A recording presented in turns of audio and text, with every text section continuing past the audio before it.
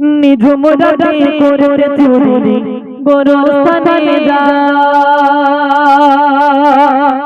কাফন চুরি করে যুবক পিছনে তাকায় কাফন চুরি করে যুবক পিছনে তাকায় নিঝুম রাতে করে চুরি গোরস্থানে যা কাফন চুরি করে যুবক পিছনে তাকায় কাফন চুরি যুবক পাহাড়ে যা চললে সে ধরে যুবক তাগা গোনা মিটা চললে সে ধরে যুবক তাগা গোনা মিটা জিবরিল আলামে এসে আমার দয়ার নবীর কয় জিবরিল আলামে এসে আমার দয়ার নবীর কয় ওই যুবকের করলো বাপেরি শাসারে না জানে কি খাবে শরীরে প্রতিরাতে কখন চুরি হয় মক্কা শরীরে প্রতিরাতে কখন চুরি হয় সেই কখন চোর বসে আছে ঘটনা শোনায় সেই কখন চোর নবীর কাছে ঘটনা শোনায় মক্কা শরীরে প্রতিরাতে কখন চুরি হয় মক্কা শরীরে প্রতিরাতে কখন চুরি হয় সেই কখন চোর বসে আছে নবীর দরগায় সেই কখন চোর নবীর কাছে ঘটনা শোনায় সে তাকত বসে কখনো একটা মানুষ মারা যায় সে করতে চুরি তার কবরে হাজির হয়ে যায় সে করতে চুরি তার কবরে হাজির হয়ে যায় সে তাকত বসে কখনো একটা মানুষ মারা যায় সে করতে চুরি তার কবরে হাজির হয়ে যায় দয়ার নবীর কাছে ঘটনা শোনায় দয়ার নবীর কাছে ঘটনা শোনায় নবীজি বলে যাও গো ক্ষমা খোদার দরগায় নবীজি বলে যাও গো ক্ষমা খোদার দরগায় বিশ্বনবীর কাছে যখন ঘটনা শোনাচ্ছে বিশ্বনবী বলছে এক কাজ করো তুমি আল্লাহর কাছে তওবা করো কাফন চুরি করেছো জীবনে অনেক ভুল করেছো তা আল্লাহর কাছে তওবা করো কিন্তু কাফন চোর বলছে ইয়া রাসূলুল্লাহ হাবিবাল্লাহ হুজুর আমি শুধু তো কাফন চুরি করিনি শুধু আমি কাফন চুরি করিনি আরো কি ঘটনা করলাম সেগুলো শোনেন কাফন চোর তখন বিশ্বনবীর কাছে পুরো ঘটনা শোনাচ্ছে মন দিয়ে শুনবেন ওই শহরে ঘটে এক রমণী মারা যায় সে করতে চুরি তার কবরে হাজির হয়ে যায় সে করতে চুরি তার কবরে হাজির হয়ে যায় ওই শহরে ঘটে এক রমণী মারা যায় সে করতে চুরি তার কবরে হাজির হয়ে যায় সে করতে চুরি তার কবরে হাজির হয়ে যায় দাফন শেষে সবাই যখন বাড়ি চলে যায় দাফন শেষে সবাই যখন বাড়ি চলে যায় তখন চোর বসে আছে রাতের অপেক্ষায় ওই কখন চোর বসে আছে রাতের অপেক্ষায় হঠাৎ ওই শহরে একজন রমণী মারা গেল মহিলা মারা গেল এখন কাফন চোর কি করলো ওই মহিলার জানাজা পড়লো জানাজার নামাজে আদায় করলো করে মাটিও দিল সব কমপ্লিট হলো এইবারে যখন সবাই চলে গেল কাফন চোর আর কবরস্থানের জায়গা ছেড়ে যায় না অপেক্ষায় বসে আছে কি কখন রাত নামবে দিনের বেলা চুরি করা সহজ না খুব একটা মার খেয়ে মরে যাবে হ্যাঁ অনেকেই রাত্রি বেশিরভাগ চুরি হয় তো কাফন চোর বলছে রাতের অপেক্ষায় রাত কখন নামবে আমি সেই অপেক্ষায় ছিলাম রাত যখন নেমে গেল আমি গুটি গুটি পায়ে চলে গেলাম কবরস্থানের সম্মুখে গেলাম কবরের মাটিগুলো সরালাম সরিয়ে ভিতরে নামলাম তারপরে কি হচ্ছে দেখেন নিঝুম রাতে করে চুরি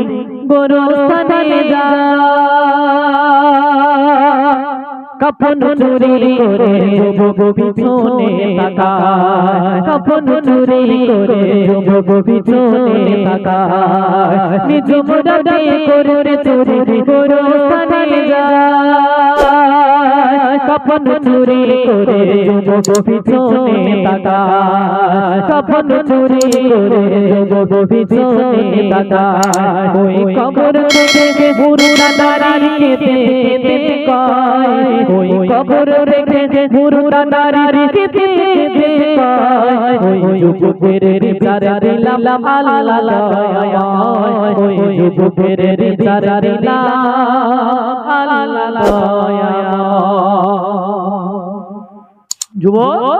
নেমে গেল গুটি গুটি পায় কোথায়? কবরস্থানে নেমে ওই মহিলার শরীর থেকে কাফনের কাপড়টা খুলে নিল, নিয়ে যুবক যখন উঠে আসতে গেল, একটা যখন কবরস্থান থেকে উপরে তুললো, শয়তান মনে দাগা দিয়ে দিল, শয়তান মনে ধাক্কা দিল, এই যুবক চলে যাচ্ছিস কেন? এত সুন্দর রমণী শুয়ে আছে তোর সামনে, তুই এই রমণী ছেড়ে চলে যাচ্ছিস? কোথায় যাচ্ছিস এই রমণী ছেড়ে? শয়তান যেই মনে দাগা দিয়ে দিল, যুবক আবার পা টেনে নিল, নিয়ে আবার কবরস্থানে নেমে গেল, ওই মহিলার সঙ্গে নোংরা আচরণ নোংরা করে দিল, নষ্ট করে দিল। ওই কবরস্থানের ভিতরেই বিশ্বনবীর চোখ দিয়ে গল গল করে পানি পড়ছে, বিশ্বনবীর চোখ দিয়ে পানি পড়ছে, আর কাঁদতে কাঁদতে বিশ্বনবী বলছে, যাও যুবক আমার সামনে থেকে বেরিয়ে যাও, তোমাকে আমার চোখের সামনে যেন না দেখি, যাও বেরিয়ে যাও। তখন ওই যুবক কাঁদতে কাঁদতে কাঁদতে কাঁদতে বেরিয়ে এলো। আর তখন যখন সেই কবরস্থানের মধ্যে যেই আপনার ওই নোংরা আচরণ করে উঠতে গেল কবরস্থান থেকে, ওই মহিলা কাঁদতে কাঁদতে হাত ধরলো, যুবকের হাত ধরে বললে, যুবক আমাকে তুই নষ্ট করে দিলি, নোংরা করে দিলি, আমার ছুঁয়ে পর্যন্ত কেউ দেখতে পারিনি, কেউ দেখেনি আমার এইভাবে, আর তুই তো কবরস্থানে যা, চলে যা, আমি আল্লাহর কাছে বিচার দিয়ে দিলাম। যুবক তখন বিশ্বনবীর দরবার থেকে বেরিয়ে গেল। এই গল্পটা বিশ্বনবীর কাছে শোনাচ্ছে, বিশ্বনবীর চোখ দিয়ে যখন পানি ঝরতে ঝরতে নবী বলল, যাও বেরিয়ে যাও, আজ যেন না দেখি। যুবক বেরিয়ে গেল কোথায়? চলে গেল জঙ্গলে, জঙ্গলে চলে গেল, আল্লাহর কাছে কাঁদছে, আর জঙ্গলে কি বলছে দেখেন। এই ঘটনা শোনার পরে দয়ার নবী তুমি থাকবে দূরে আমার থেকে, ডাকবে না, তুমি থাকবে দূরে আমার থেকে, ডাকবে না। এই ঘটনা শোনার পরে দয়ার নবী তুমি থাকবে দূরে আমার থেকে, ডাকবে না, তুমি থাকবে দূরে আমার থেকে, ডাকবে না। ওই কবর মাঝে যে হবে রাই করো না, ওই কবর মাঝে যে হবে রাই করো না, ওই কবরে যে হবে করো তারে ভয়, ওই কবরে যে হবে করো তারে ভয়। ওই যুবক চলে গেল পাহাড়ে, পাহাড়ে গিয়ে 40টা দিন ইবাদত করছে, আল্লাহর কাছে কাঁদছে আর বলছে, দোয়া চাইছে, আল্লাহ তুমি আমার ক্ষমা করে দাও, আমি জানি বড় গুনাহ করেছি। 40টা দিন যুবক পেটে কিছু ফেলেনি, এক লোকমাও খাবার খায় না, কিছুই খায় না, আল্লাহর দেওয়া রিজিক খাচ্ছে না। তখন আল্লাহকে বলছে, আল্লাহ এই যে আপনার দেওয়া রিজিক আর 40টা দিন হয়ে গেল আমি পেটে ফেললাম না, আর দেবও না যতক্ষণ না আপনি আমার ক্ষমা না করবেন। তারপরে কি হচ্ছে দেখেন, খোদার ভয়ে ওই যুবক পাহাড়ে যায়, 40 ধরে যুবক তাগা গোনা যায়, 40 ধরে যুবক তাগা গোনা যায়, খোদার ভয়ে ওই যুবক পাহাড়ে যায়, 40 ধরে যুবক তাগা গোনা যায়, 40 ধরে যুবক তাগা গোনা যায়। জিবরিল আলামিন, জিবরিল আলামিন এসে আমার দয়ার নবীর কয়, জিবরিল আলামিন এসে আমার দয়ার নবীর কয়, ওই যুবকের করলো ক্ষমা আল্লাহ দয়াময়, ওই যুবকের করলো ক্ষমা আল্লাহ দয়াময়। জোরে বলুন সুবহানাল্লাহ। তুই একলাই ভালো বলেছিস, উঠে লজেন দাও। হ্যাঁ এই এখান থেকে না বাপ, হ্যাঁ এখন কতটা ঘুরবি তুই, হজম হয়ে যাবে। তাহলে 40টা দিন কাঁদার পরে, এমন বলার পরে আল্লাহ পাক জিবরাইল আমিনকে পাঠিয়ে দিল, যাও জিবরাইল বলে দাও নবীর দরবারে, নবীকে গিয়ে জানিয়ে দাও আমি ওই যুবককে ক্ষমা করে দিলাম। একবার জোরে বলো না, চিল্লে সুবহানাল্লাহ। এবার লজেনের আশায় বলে যায় গোটা, কি সর্বনাশ। তাহলে একটা জিনিস মাথা রাখতে হবে, আল্লাহ পাক চাইলে সব পারে, সব পারে, মহৎ গুনাহগারকেও ক্ষমা করতে পারে, মাথা রাখবেন। তাই নিরাশ হবেন না কখনো যে গুনাহ করেছি আল্লাহ ক্ষমা করবেন তো, এটা সর্বনাশ করেছি আল্লাহ নেবে না, এইটা মনে করবেন না। আল্লাহ দয়ালু, এটা মাথায়